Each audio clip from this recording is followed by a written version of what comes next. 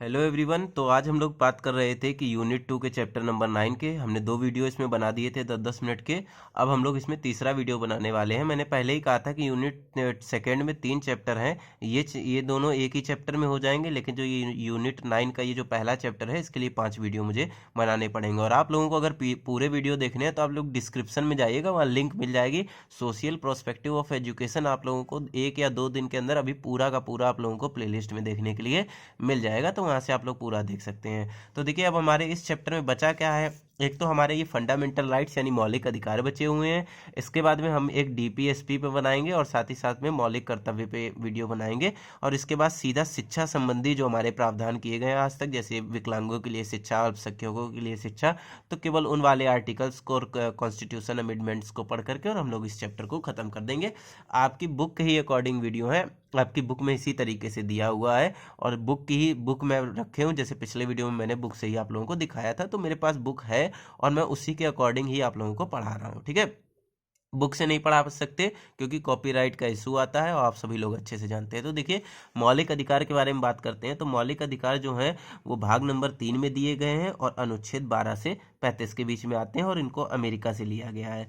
मौलिक अधिकारों को संविधान का मैग्ना कार्टा भी कहते हैं, क्योंकि ये क्या करते हैं, संविधान में अधिकारों के हनन होने को बचाते हैं। मूल संविधान में इनकी संख्या 7 थी, लेकिन आप सभी लोगों को पता है पहले 42वां संविधान संशोधन हुआ था 1976 में, और उसके बाद में उसी को रिफॉर्म करने के लिए 44th कॉन्स्टिट्यूशन अमेंडमेंट आया था 1978 में, जिसके आधार पर कुछ 42 में जो गलत चीज़ें की गई थी, जहां पर 6 वर्ष का कार्यकाल कर दिया गया था, इन सब चीज़ों को वापस सही किया गया था। साथ ही साथ में इसमें एक और काम हुआ था, जो संपत्ति का अधिकार था, कितनी भी संपत्ति आप अर्जित कर सकते हैं, उसको अधिकार को हटा करके 300A में रख दिया गया, जो कि अब इस समय कानूनी अधिकार के अंतर्गत आता है। वर्तमान में जैसे ही ये हट गया है तो इस वजह से मौलिक अधिकारों की संख्या जो है वो 6 हो गई है। और वो कौन कौन से मौलिक अधिकार हैं इनके बारे में आप लोगों को बात करते हैं। तो देखिए पहला मौलिक अधिकार है, उसे हम लोग कहते हैं कि समानता का अधिकार। पहले मैं हिंदी में बता रहा हूँ, उसके बाद मैं इंग्लिश में भी इसको ट्रांसलेट कर दे रहा हूँ। तो पहला समानता का अधिकार है, सेकंड स्वतंत्रता का अधिकार है, 14 से 18 में ये है, 19 से 22 में ये है। शोषण के विरुद्ध अधिकार 23-24 में ये है। धार्मिक स्वतंत्रता का अधिकार 25-28 में ये है। सांस्कृतिक एवं शिक्षा का अधिकार 29-30 में ये है। और 30 में जो भी हमारा था उसको 300A में पहुंचा दिया गया। और संवैधानिक उपचारों का अधिकार अनुच्छेद 32 में है। इसी को अंबेडकर जी ने क्या बोला है, संविधान की आत्मा भी कहा है। ठीक है, तो यहाँ पर हम लोग बात करते हैं, पहले को समानता के अधिकार को हम लोग बोलते हैं राइट टू इक्वलिटी। स्वतंत्रता के अधिकार को हम लोग कहते हैं राइट टू फ्रीडम। तीसरे को धार्मिक स्वतंत्रता के अधिकार को बोलते हैं यहाँ पर हम लोग right to freedom of religion बोलते हैं। और शोषण के विरुद्ध अधिकार को हम लोग कहते हैं राइट अगेंस्ट एक्सप्लोटेशन। ठीक है, तो यहाँ पर कल्चरल एंड एजुकेशनल राइट आ जाता है और राइट टू कॉन्स्टिट्यूशनल रेमेडीज वगैरह, ये 6 वाला हमारा आ जाता है। तो पहले बात करते हैं कि समानता के अधिकार में दिया क्या क्या गया है। तो देखिए समानता के अधिकार में सबसे पहले आर्टिकल 14 में जो कहा गया है वो कहा गया है विधि के समक्ष समानता। विधि यानी जो होता है कानून के समक्ष सभी व्यक्ति समान है। और इसके अंतर्गत 5 हमारे वो भी दिए गए हैं, जैसे यहाँ पर दिया गया जाति धर्म लिंग, तो इसके अंतर्गत कहा गया जाता है जाति धर्म लिंग जन्म स्थान के आधार पर किसी के साथ कोई भेदभाव नहीं किया जाएगा और विधि के समक्ष सभी को समान समझा जाएगा। फिर आर्टिकल 15 कहता है कि जाति धर्म लिंग जन्म स्थान के आधार पर किसी के साथ कोई भी विभेद नहीं किया जाएगा। ठीक है, फिर 16 बोलता है, देखिए पहला तो है कि विधि के समान सभी नागरिक एक समान है। दूसरा कहा जाता है जाति धर्म लिंग जन्म स्थान के आधार पर किसी के साथ कोई भेदभाव नहीं किया जाएगा। तीसरा 16 वाला आ जाता है लोक नियोजन। संविधान में यही वर्ड लिखा गया है, यानी इसमें लिखा गया है कि सरकारी नौकरियों में सभी को समान अवसर दिया जाएगा, किसी के साथ भेदभाव नहीं किया जाएगा। ऐसा नहीं है कि किसी को प्रेफरेंस दी जाती है और किसी को प्रेफरेंस नहीं दी जाएगी। आर्टिकल 17 क्या कहता है, अस्पृश्यता का अंत, इसे अनटचेबिलिटी कहते हैं। जैसे छुआछूत हम लोग जो पहले कहते थे उसके अंत की बात आर्टिकल 17 करता है। आर्टिकल 18 कहते हैं उपाधियों का अंत, जिसके अंतर्गत क्या होता है एजुकेशनल डिग्री और मेडिकल डिग्री के अलावा किसी भी तरीके के आप अपने नाम के आगे कोई भी उपाधि नहीं लिख पाते हैं। जैसे क्या होता है कि जो डॉक्टर होते हैं मेडिकल रूप से वो डॉक्टर अपने आगे लिखते हैं। ठीक है, और जो अगर जैसे मान लीजिए किसी ने पीएचडी की हुई है तो वो डॉक्टर लिख सकता है। तो इन लोगों को अधिकार है कि हाँ ये अपनी उपाधियों को लिख सकते हैं। तो देखिए यहाँ पे आर्टिकल 18 हो गया है। अब हम लोग दूसरे बात करने वाले हैं स्वतंत्रता के अधिकार के बारे में। तो आइए चलिए पढ़ते हैं स्वतंत्रता का अधिकार क्या है।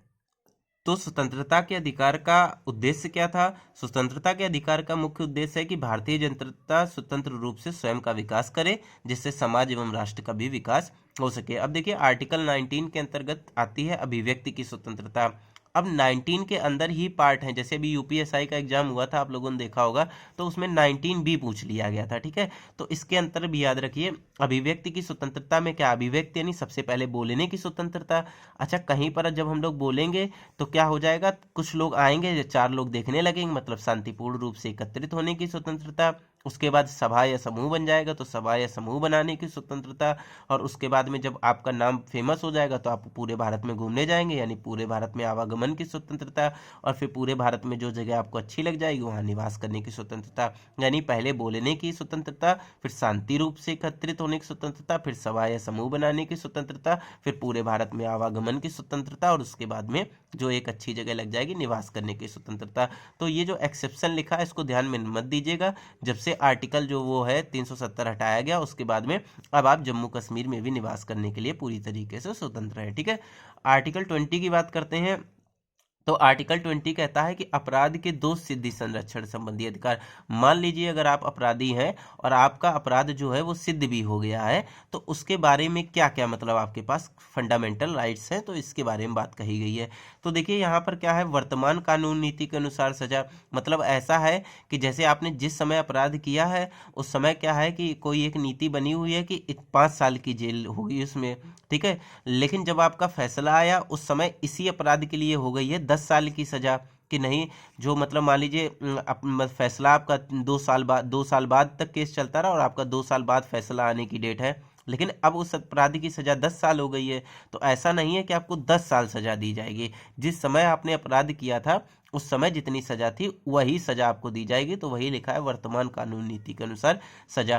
दूसरी चीज है, अगर कोई गिल्टी पर्सन है तो वो अपने खिलाफ खुद गवाही नहीं दे सकता है। ठीक है, ना करने का अधिकार है। और एक अपराध की सजा एक ही बार उसे दी जाएगी। ऐसा नहीं है कि उसमें फिर और आपने कमियां निकाल दी, इसने नहीं ये भी चुरा लिया था तो फिर से इसे भेजो जेल, तो ऐसा कुछ नहीं है। ठीक है, वहां पर आपको नहीं होगी। आर्टिकल 21 की बात करते हैं। तो प्राण एवं दैहिक स्वतंत्रता यानी जीवन का अधिकार। इसके अंतर्गत मतलब आपको जीवन जीने का अधिकार है। देखिए इसको जब हमारे सुप्रीम कोर्ट ने बहुत ही ज़्यादा एक्सपेंड किया है तो इसके अंतर्गत बहुत सारे अधिकार को उन्होंने दिखा दिया है। ठीक है, जब आप इसको पढ़ेंगे तो इसमें कई सारे अधिकार आ जाएंगे कि भोजन करने की है स्वतंत्रता, लिविंग की स्वतंत्रता है, कहीं पर रहने की समान दशाएं उपलब्ध कराने की है। तो इस सिंपल से याद रखिए, आपको जीवन जीने की स्वतंत्रता इसके अंतर्गत दी गई है। 21A की हम लोग बात करें तो 86वें संविधान संशोधन 2022 के अंतर्गत क्या किया गया है, ये जो था 6 से 14 वर्ष के बच्चों की अनिवार्य एवं निःशुल्क शिक्षा, ये पहले आर्टिकल 45 या 46 में हुआ करता था। फिर उसके अंतर्गत क्या कर दिया गया, वहाँ पे छोटे बच्चों को ला दिया गया और इसको यहाँ पर उठा करके फंडामेंटल राइट्स में 21A में ऐड कर दिया गया और यहाँ पर लिखा गया 6 से 14 वर्ष के बच्चों की अनिवार्य एवं निःशुल्क शिक्षा। बाकी ये तो जानते ही हैं आप कितनी बार पूछा जाता है। आर्टिकल 22 की बात करें तो गिरफ्तारी के संबंध में संरक्षण का अधिकार। तो गिरफ्तारी के संबंध में आप अगर मान लीजिए आपको कोई गिरफ्तार करने आता है उस समय आपके पास कौन से फंडामेंटल राइट्स हैं उसके अंतर्गत आप लोगों को बताएंगे। तो सबसे पहला है कि अगर कोई आपको गिरफ्तार करने आता है तो आपके पास कारण पूछने का अधिकार है कि आप मुझे क्यों गिरफ्तार कर रहे हैं। फिर दूसरा है 24 घंटे के अंतर्गत न्यायपालिका के सामने प्रस्तुत करने का अधिकार। अब देखिए 24 घंटे इसमें कौन लिए जाएंगे, 24 घंटे आप जो जेल में बंद रहेंगे वो। ऐसा नहीं कि आपको जैसे ही पकड़ा गया और फिर आपको 1 घंटा आपको जेल में ले जाने के लिए लिया गया तो वो 1 घंटा इसमें नहीं काउंट किया जाएगा। आप जितनी देर मतलब उनकी कस्टडी में है वो काउंट किया जाएगा। तो 24 घंटे के अंदर आपको न्यायपालिका के सामने प्रस्तुत करना होगा, इसका आपके पास फंडामेंटल राइट्स है। उसके बाद में आप मनपसंद कानूनी सलाह ले सकते हैं, आप अपना कोई एडवोकेट रख सकते हैं। तो ये सारे जो अधिकार हैं वो आपके सामने हैं। ठीक है, तो इस तरीके से आपके पास इतने सारे फंडामेंटल राइट्स हैं। फिर हम लोग बात करते हैं राइट अगेंस्ट एक्सप्लोटेशन जो आपको दिया गया है, यानी शोषण के विरुद्ध अधिकार जो दिया गया है। तो देखिए यहाँ पर क्या है कि अनुच्छेद 23 के अंतर्गत मानव व्यापार, बाल श्रम, बंधुआ मजदूरी और बेगार प्रथा पर जो है वो रोक लगाता है आर्टिकल 23। अब देखिए 14 वर्ष से कम उम्र के बच्चों को काम में लगाना ये भी आपका अधिकार है। देखते होंगे छोटे छोटे बच्चों को लोग काम में लगाए रहते हैं, तो वो अधिकार है। अब इसको याद कैसे रखेंगे, देखिए 24 के पीछे 4 है और 14 के पीछे 4 है, तो यहाँ पर क्या है कि 14 वर्ष से कम उम्र के बच्चों को काम में लगाना आर्टिकल 24 में आता है। देखिए आप लोग ये मत सोचिएगा ये कोर्स में है या नहीं है पूरा कॉन्स्टिट्यूशन नहीं पढ़ा रहा हूँ, सिर्फ इंपॉर्टेंट चीज़ें बता रहा हूँ। नहीं तो इन आर्टिकल्स को अगर मैं 20 से एक्सप्लेन करता तो बहुत बड़ा आपका वीडियो हो जाता, लेकिन ऐसा नहीं है, आपको मेन मेन चीज़ें पढ़नी है। अब देखिए क्या है कि धार्मिक स्वतंत्रता का अधिकार 25 से यहाँ पे 28 तक है। तो देखिए 25 में आता है धर्म को मानने, आचरण, प्रचार प्रसार करने की स्वतंत्रता आपको दी जाती है। किसी भी धर्म को आप मानिए, उसके अनुरूप आप अपना आचरण करिए, आप पहनावा अपना वैसा रखिए, उसको प्रचार प्रसार करने की पूरी तरीके से स्वतंत्रता है। आर्टिकल 26 क्या कहता है, धार्मिक प्रबंधन करने की स्वतंत्रता, कि मतलब आप उसके लिए एक मंदिर बनवा सकते हैं, इस तरीके का प्रबंधन करने की स्वतंत्रता।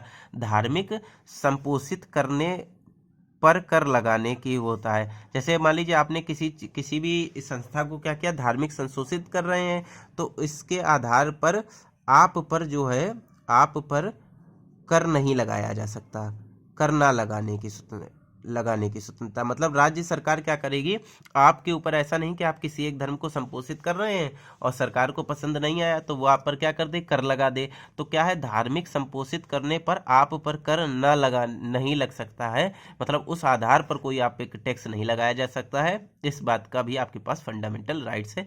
अनुच्छेद 28 संस्थान या बालक धार्मिक शिक्षा प्राप्त करने की इनको स्वतंत्रता है, उसके अनुरूप उपासना करने की स्वतंत्रता है और उसमें सम्मिलित होने की स्वतंत्रता भी फंडामेंटल राइट्स में दी जाती है। अब देखिए जो कल्चरल और एजुकेशनल जो राइट्स हैं, इसके अंतर्गत क्या हो जाता है कि ये वास्तव में अल्पसंख्यकों के लिए आते हैं 29 और 23 में। तो देखिए आर्टिकल 29 कहता है कि भाषा, लिपि, संस्कृति क्या है, अल्पसंख्यकों के हितों का संरक्षण। अब हितों में क्या आता है, अल्पसंख्यकों को अपनी भाषा, लिपि, संस्कृति बनाए रखने का अधिकार होता है। ठीक है, तो ये आता है आर्टिकल 29 में।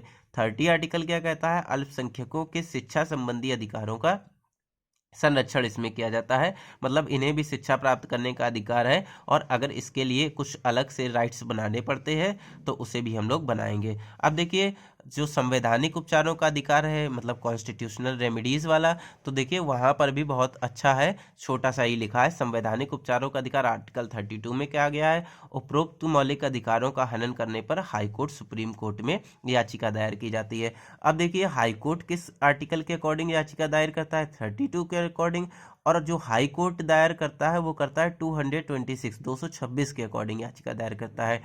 इसमें कितने तरीके की रिट दायर होती हैं, 5 तरीके की रिट दायर होती हैं सुप्रीम कोर्ट में, और हाई कोर्ट में कितनी होती हैं, तो 6 तरीके की रिट होती हैं। मतलब अगर रिट के मामले में देखा जाए तो हाई कोर्ट के पास ज़्यादा शक्ति होती है सुप्रीम कोर्ट के मामले में, क्योंकि हाई कोर्ट जो होता है वो एक ज़्यादा रिट अवेलेबल कराता है, जिसे हम लोग इंटरिम रिलीफ कहते हैं, जिसे हम लोग आंतरिक रूप से क्या कहते हैं, राहत कहते हैं, या इंटरिम रिलीफ ये उपलब्ध कराता है।